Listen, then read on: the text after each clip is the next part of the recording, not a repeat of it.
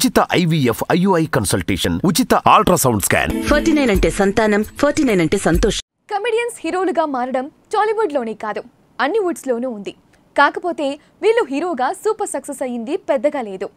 తెలుగు నుంచైతే అలీ మాత్రమే ఓ రేంజ్లో అదరగొట్టాడు. హీరోగా 50కి పైగా సినిమాల్లో నటించిన రికార్డ్ క్రియేట్ చేశాడు. ఈ మధ్య కూడా చాలా మంది కమెడియన్స్ హీరోలయ్యారు. అభినవ్, హర్ష హీరోగా గత వారమే వచ్చారు. బట్ ఇద్దరూ ఆకట్టుకోలేదు. ఇక మార్చ్ 1న వెన్నెల కిషోర్ హీరోగా నటించిన చారీ 111 వస్తోంది.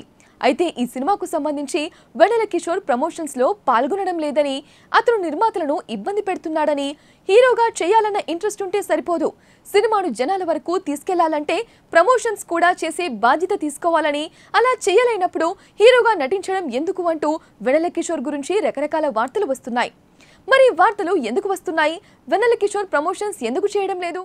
వెన్నెల కిషోర్ టైమింగ్ ఉన్న కమేడియన్ గా అందరికీ ఫేవరెట్ అయ్యాడు. చిన్న హీరోల నుంచి పెద్ద హీరోల వరకు అన్ని సినిమాల్లో కనిపిస్తున్నాడు. వెన్నెల కిషోర్ జనరేషన్ కమేడియన్స్ లో లాంగ్ రన్ ఉన్నది అతనికి మాత్రమే. అతనితో పాటు వచ్చిన చాలా మంది తమ ఉనికిని ఇంత బలంగా చాటుకోలేకపోయారు. మధ్యలో వెన్నెల 1.5, జఫా అనే సినిమాలతో దర్శకుడుగా మారాడు.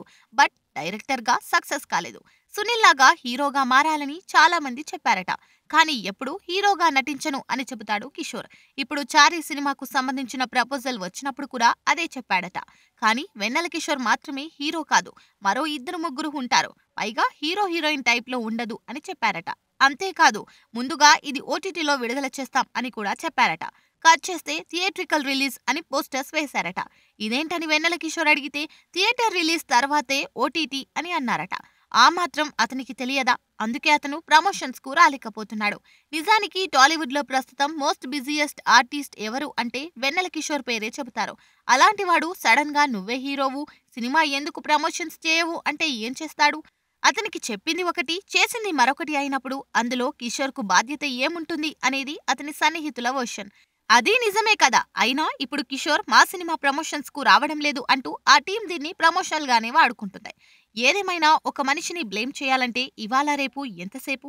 పైగా నిజాలు తెలుసుకుని మాట్లాడేంత తీరిక కూడా ఎవరికీ లేదు. అందుకే అందరూ తప్పంతా వెన్నెల కిషోర్దే అన్నట్టుగా మాట్లాడుతున్నారట. కానీ అసలు నిజం వేరే ఉంది.